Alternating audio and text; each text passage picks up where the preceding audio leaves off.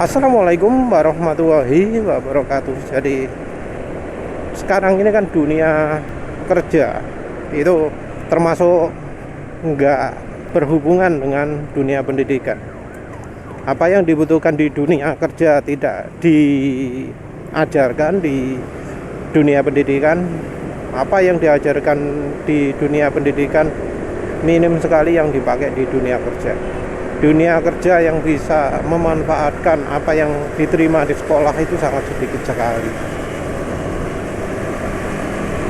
Ini makin parah juga ketika sudah di universitas ya.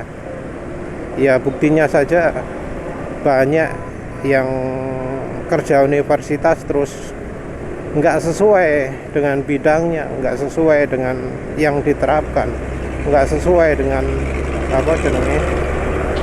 kuliahnya. Ada yang jurusan misalnya matematika, kerjanya di pabrik. Jurusan teknik industri masuk pabrik pupuk jadi tenaga lapangan.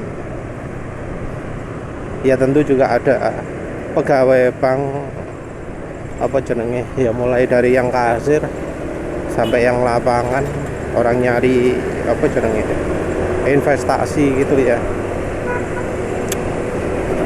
Tapi biasanya orang lapangan itu kenaikan jabatan ini termasuk kadang cepat ya. Kalau bagian orangnya itu sering ganti-ganti karena kerjanya berat, orangnya ganti-ganti.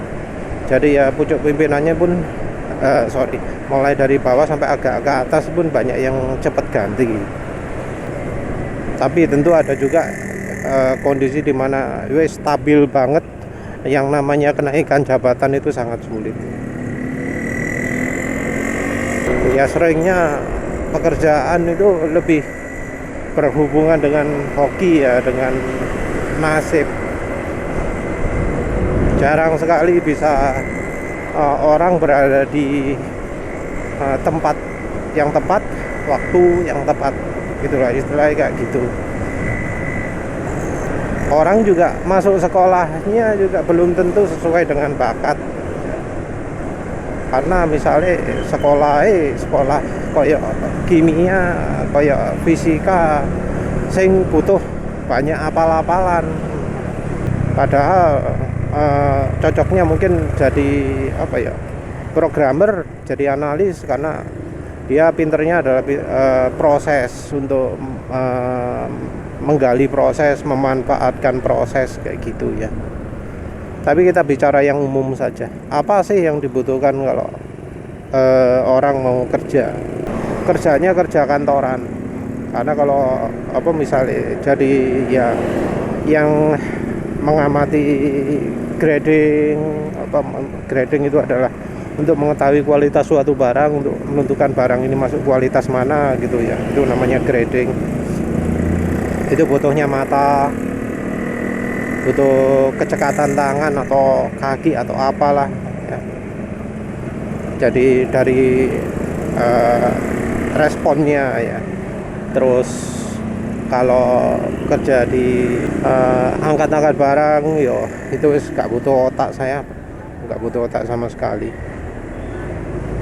Cuma perlu mikir, cuma perlu ngapalin ini nanti ditaruh di mana, ngambil yang sebelah mana gitu ya, sama mengikuti protokol. Atau juga yang meriksa barang, kalau jadi kasir ya ketemu orang, bicara ya, walau bicaranya singkat, dibutuhkan kesabaran. Pemain yang kerja nggak butuh otak ya, orang yang merakit gitu. Nah, ada ya kerja yang membutuhkan otak, jadi butuh bisa pakai Excel, bisa pakai software yang ada di pabriknya, biasanya ERP wis pokoknya software sing macam-macam fungsine di pabrik. Kalau di kantor Misal untuk keuangan, untuk masukkan pengeluaran, untuk pencatatan dana masuk, dana keluar, untuk pencatatan karyawan. Oh iya ya, kalau yang masukkan data seperti itu kadang juga mikir bisa ya. Kalau yang mikir itu mungkin yang kayak kerja production planning, yang membuat laporan-laporan, merangkum data gitu. Tapi banyak ya kesamaan dari kerja yang ya butuh otak.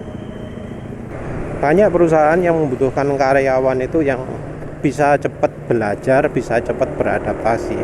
Karena ya seringnya karena ilmu di sekolah itu tidak tidak bermanfaat, maka orang-orang pabrik-pabrik itu butuh orang yang sudah berpengalaman, pernah kerja melakukan hal yang sama.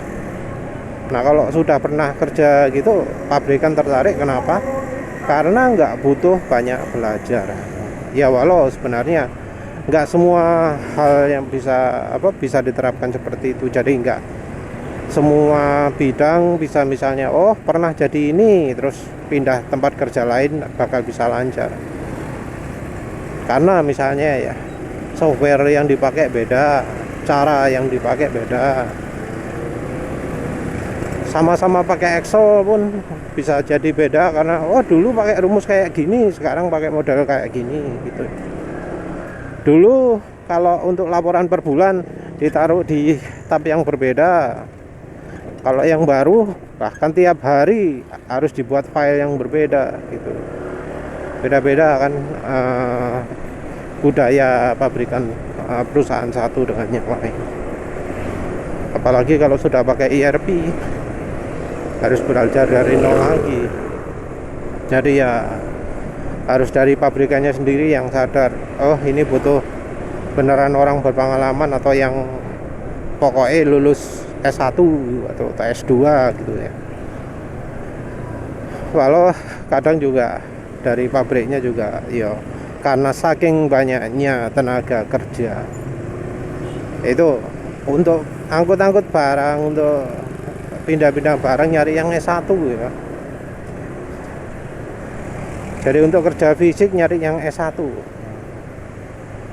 Sebenarnya bukan S1-nya yang dicari ya, tapi karena biasanya orang yang sudah kuliah itu disiplinnya lebih tinggi daripada yang baru selepas SMA. Karena apa? Karena kalau kuliah nggak disiplin, nggak lulus.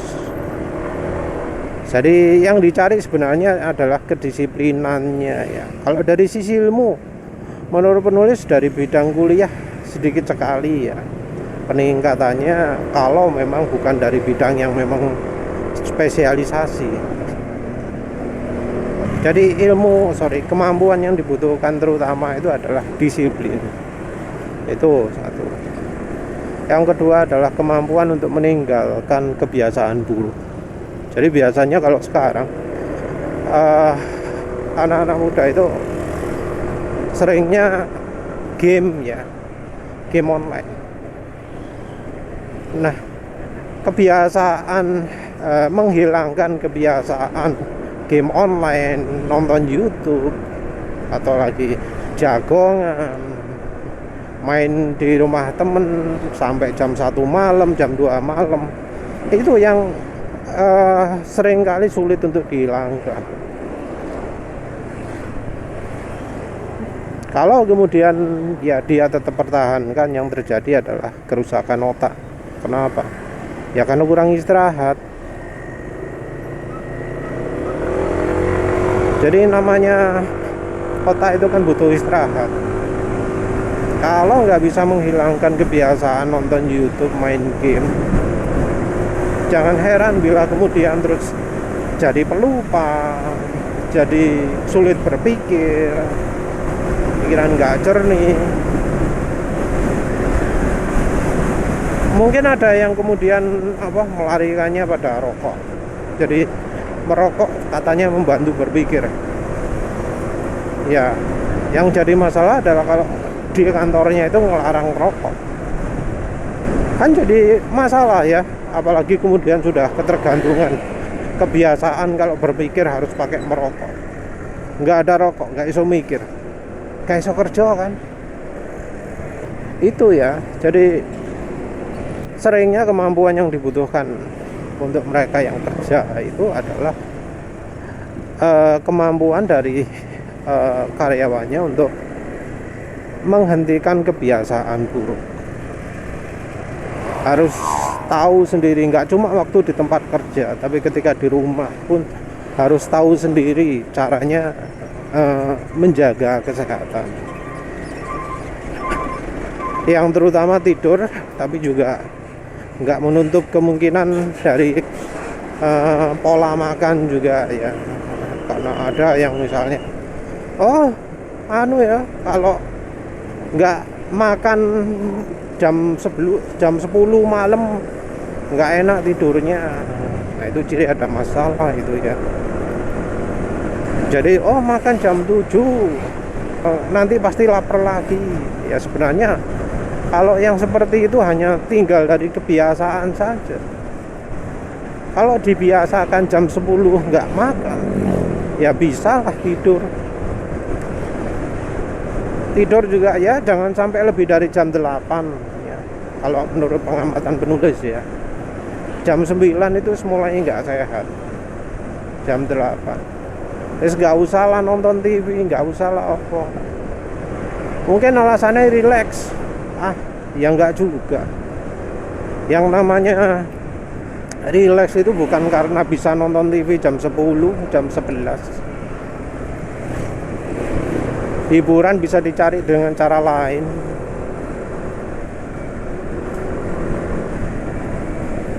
Nggak harus TV, nggak harus macem-macem lah. Mungkin ya kayak yang penulis lakukan ini termasuk hiburan juga. Jadi ketika berangkat atau pulang kantor itu nyempatkan ngevlog.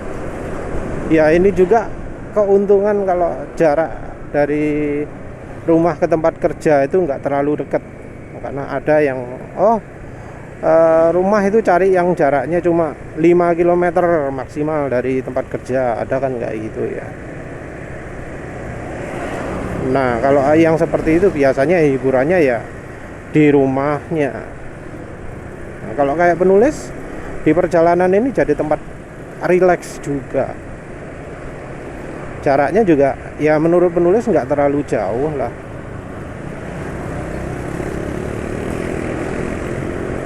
Mungkin yang ideal kalau dari rumah sampai kantor itu setengah jam gitu. Kalau 1 jam mungkin sudah agak terlalu lama.